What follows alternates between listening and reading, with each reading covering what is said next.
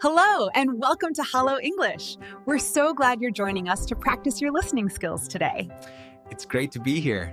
Hey, hello everyone, and welcome back to another calm and cozy episode. And I really hope you are feeling comfortable and relaxed wherever you are right now. Hi everyone, hello, and I am so happy you're here with us today because we are going to have a very gentle and meaningful conversation together. Yes, and before we begin, let me introduce myself in a simple and natural way because I want you to feel like you are talking with a friend. That sounds nice, Ryan, and I will also introduce myself because we want this to feel warm and real, not like a classroom. So my name is Ryan, and I love helping people learn English in a calm and simple way, without stress and without pressure. And I am Emma, and I really enjoy having these friendly conversations because I know learning English can feel hard sometimes, so we try to make it easy and relaxing. And truly, we are very happy that you are here listening to us, because your time and your effort really matter. Yes, it means a lot that you chose to spend a few minutes with us today, and we want to make this time useful and peaceful for you. Also, before we move forward, we want to quickly talk about our channel, which is called Hello English. And maybe you already know us, or maybe this is your first time here. And if this is your first time, then welcome. And if you already listened to us, then welcome back again, because you are always part of this little learning family. If you enjoy this kind of slow and friendly English conversation, you can like the video and subscribe to the channel, but only if you feel it helps you. Yes, there's no pressure at all, but small actions like listening every day, liking, or even writing one comment can slowly improve your English. And honestly, improvement does not come from big actions, but from small and simple habits that you repeat again and again. So just relax, listen, and enjoy the conversation, and let your English grow naturally without stress. All right, so today we are going to talk about something very important, something emotional, and something that many people think about. Yes, today's topic is how to build self-worth, and I think this is something everyone needs, not only for English, but for life. That is true, because self-worth is about how you see yourself, how you value yourself, and how you feel about who you are. And sometimes people feel they are not good enough, or they compare themselves to others, and that can make them feel sad or small. Yes, and if you are listening right now, maybe you have felt this before, or maybe you feel it sometimes, and that is completely normal. So today we are going to talk slowly and simply about self-worth, and we will share ideas that are easy to understand and easy to use in your daily life. And don't worry, we will keep everything simple, so you can listen comfortably even if you are cooking, walking, or just relaxing. So Ryan, let me ask you a simple question to begin. What does self-worth really mean in a very easy way? That is a great question, Emma, and I will explain it in a simple way, because simple is always better. Self-worth means how much you believe you are important, valuable, and worthy as a person, just as you are. I like that because it sounds very gentle, and it does not feel complicated at all. Yes, and the most important part is that self-worth is not about money or success or what others think about you. So it is not about having a big job or a perfect life or many followers on social media. Exactly, because self-worth is something inside you, not something outside you. That sounds very powerful, but also a little difficult because many people depend on others to feel good. You are right, and that is very common because we all grow up hearing opinions from others, like family, friends, teachers, and even strangers. Yes, and sometimes those opinions are not kind, and they can stay in our mind for a long time. And slowly, those opinions can become our own thoughts, and we start believing them, even if they are not true. That is actually very relatable, because I think many listeners are thinking, yes, this happens to me. And if you are thinking that right now, just remember, you are not alone,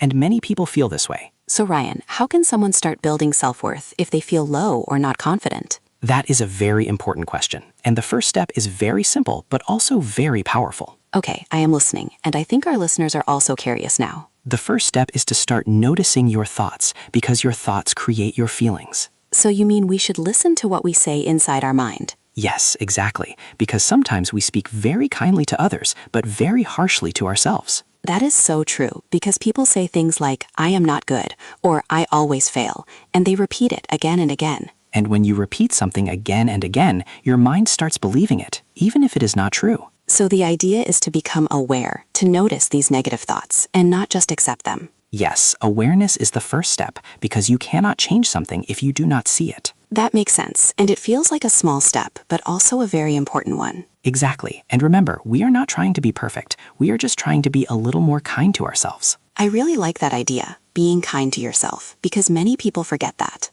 Yes, and let me ask you, and also our listeners, when was the last time you said something kind to yourself? That is a beautiful question, and maybe you can think about it right now while listening. Maybe you can say something simple like, I am trying, or I am learning, or I am doing my best. And even that small sentence can slowly change how you feel inside. Yes, because self-worth grows slowly, just like a plant, and you need to take care of it every day. That is such a nice image, like watering a plant with kind words and patience. Exactly. And another simple step is to stop comparing yourself to others. Oh yes, comparison is something that makes people feel very low, especially today. Yes, because when you compare, you usually compare your worst with someone else's best. That is so true, because we only see the good parts of other people, not their struggles. And when you do that, you forget your own journey, your own progress, and your own effort. So instead of comparing, we should focus on our own growth, even if it is slow. Yes, even small progress is still progress, and it should be respected. I think that is very important for our listeners, especially those learning English. Yes, because learning a language takes time,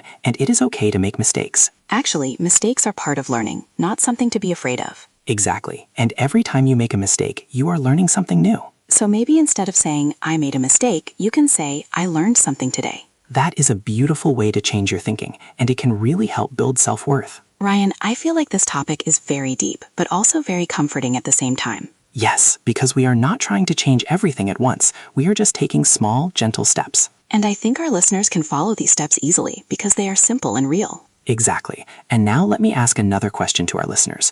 Do you often compare yourself to others, or do you focus on your own journey? You can think about it quietly, and there is no right or wrong answer. Just be honest with yourself. And remember, this is your journey, and it does not need to look like anyone else's journey. Yes, your path is your own, and it is okay if it looks different from others. All right, Emma, I think we have made a very gentle start, and we have shared some simple but important ideas. Yes, and I feel like we are just beginning, and there is still so much to talk about. So in the last part, we talked about noticing your thoughts and not comparing yourself to others. And now we can go a little deeper in a very simple way. Yes, and now we will talk about small daily actions that can slowly build your self-worth, because small steps are powerful when you repeat them. I like that idea because small actions feel easy, and when something feels easy, we are more likely to do it. Exactly. And the first small action is to keep small promises to yourself. That sounds interesting, but can you explain it in a very simple way? Yes, of course. And I will keep it very clear and easy to understand. A small promise can be something like,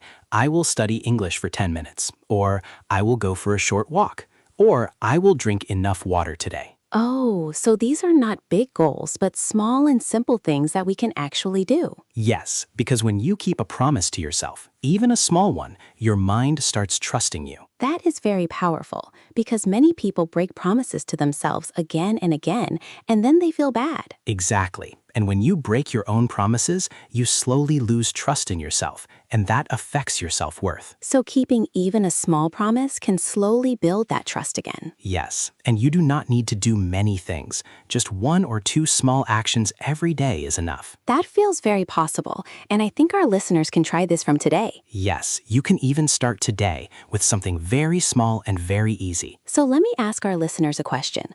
What is one small promise you can make to yourself today? Maybe it is listening to English for 10 minutes, or writing 1 sentence, or even just resting properly. Take a moment and think about it, because when you think, you connect more deeply. And when you take action, even a small one, you start building confidence from inside. All right, Ryan, what is the next simple step we can talk about? The next step is to talk to yourself like a friend, not like an enemy. That sounds very emotional, because many people are very hard on themselves. Yes, and sometimes people say things to themselves that they would never say to a friend. That is so true, because if a friend makes a mistake, we say, it's okay, you can try again. But when we make a mistake, we say, I am so bad, or I cannot do anything right. So the idea is to change that inner voice and make it softer and kinder. Yes, and you can start with simple sentences like, it's okay, I am learning, or I will try again. And even if it feels strange in the beginning, it will feel natural with time. Exactly, because your mind learns from repetition, so what you repeat becomes your belief. Ryan, I feel like this is very important for English learners because they often feel shy or scared. Yes, especially when speaking. Many learners feel nervous and they judge themselves too quickly. So instead of saying, my English is bad, they can say, my English is improving. That is a perfect example, and that small change in sentence can create a big change in feeling. And when you feel better, you are more likely to continue learning. Yes, because motivation grows when you feel safe, not when you feel scared. That is such a simple but deep idea, and I hope our listeners remember this. And you can even repeat it softly in your mind.